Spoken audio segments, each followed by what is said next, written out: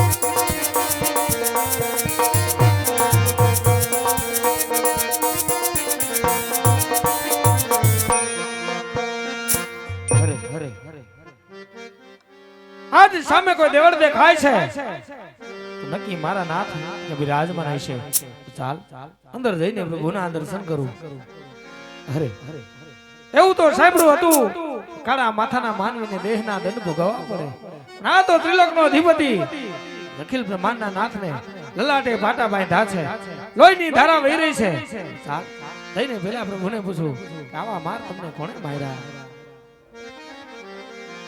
हे आले ललाटे पाटा रे प्रभु सेना रे बांधा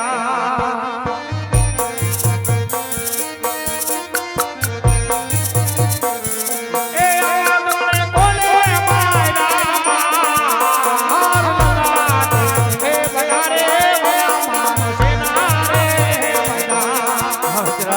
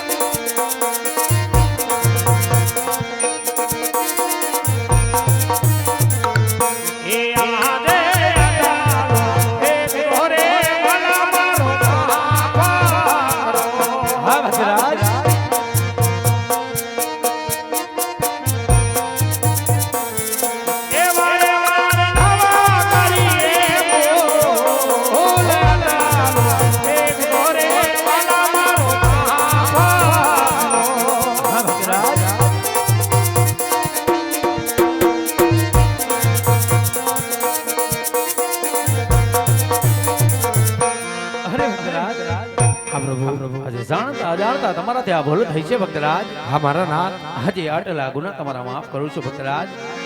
પરંતુ હા ભક્તરાજ, આજે વનવન ભટકી સમુદ્ર પાર કરી અને દ્વારકાના દ્વાર લગી શા માટે આવ્યા છો ભક્તરાજ?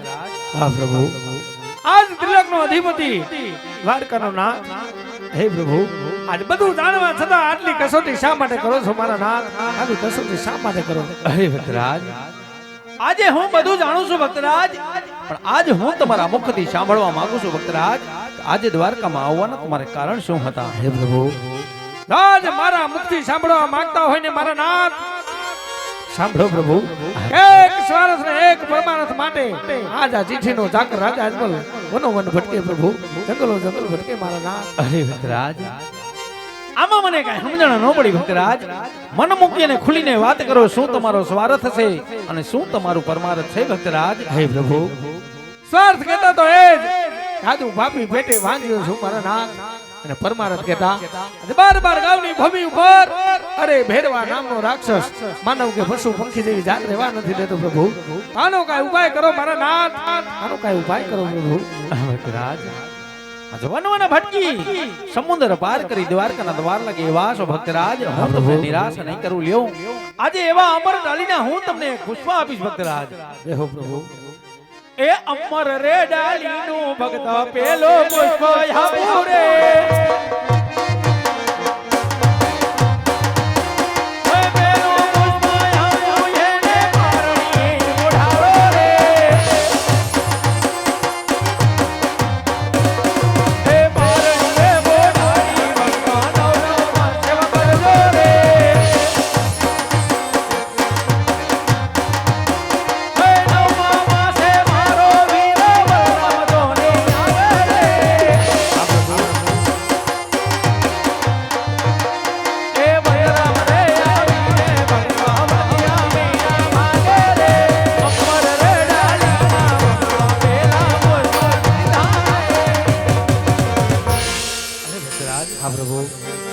અમર ડાલીના તમને પુષ્પ આપ્યા, એની 9 માસ સેવા કરજો. 9મા માસે નર નારી મળી અને પારણિયામાં વઢાળજો, જેથી કરી મારામાંથી મોટા કોણ કે ભાઈ હરધારી બલરામ તમારી ઘરે અવતાર ધારણ કરશે ને તમારા વાંજિયાના મેળા ભાંગશે ભક્તરાજ. હે પ્રભુ, જમડાઈનું એક પુષ્પ તો આપ્યું મારા નાથ, આજ એક પુષ્પ લઈ આજ મારા ભોકળગઢની અંદર જાવ ને પ્રભુ, આજ મારી રેત ફરીથી મને મેણાના માર મારે. હે રાજા અજમલ, તું તો સ્વાર્થી છે, તારા સ્વાર્થનું કામ પૂરું કરીને આવ્યો, પરમાર્થનું કામ તો બાકી રહી ગયું. અને હે પ્રભુ, મારે તો અમર ડાળીને બીજા પુષ્પની જરૂર છે કે જગતમાં પૂજવા લાયક હોય, દ્વારકાના નાથ જવું હોય ને આપ પોતે પધારો, હું માનું કે દ્વારકાના નાથ મારા આંગણે પધારે પ્રભુ. અરે ભક્તરાજ, આજે હું તમારી ભક્તિમાં રંગાણો છું ભક્તરાજ. આજે સ્વાર્થની ખાતર મારાથી મોટા કોણ કે હરધારી ભાઈ બલરામને તમારી ઘરે મોકલા છે. હા પ્રભુ, પણ આ તો એકમાત્ર પરમાર્થનું કાર્ય. પરમાર્થની ખાતર દ્વારકાનો અધિપતિ કાળિયો ઠાકર પોતે તમારી ઘરે પધારશે ભક્તરાજ. લ્યો, હું તમને અમર ડાળીને બીજા પણ પુષ્પ આપીશ. જય હો પ્રભુ. એ અમર રે ડાલીનું ભક્ત બીજો પુષ્પ આપું રે.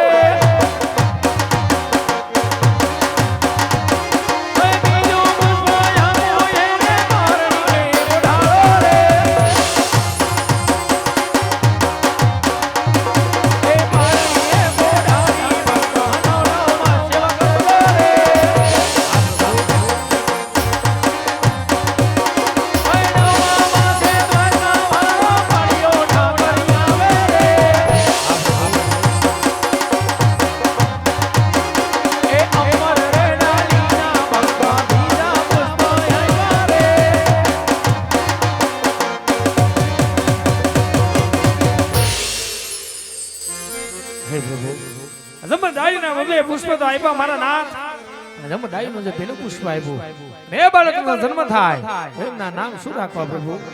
અરે ભક્તરાજ, આજે હું તમને મારા નામ પણ જણાવી દઉં. કહો પ્રભુ. એવા રાખજો રે રાખજો, આજ વીર દેવ રૂડા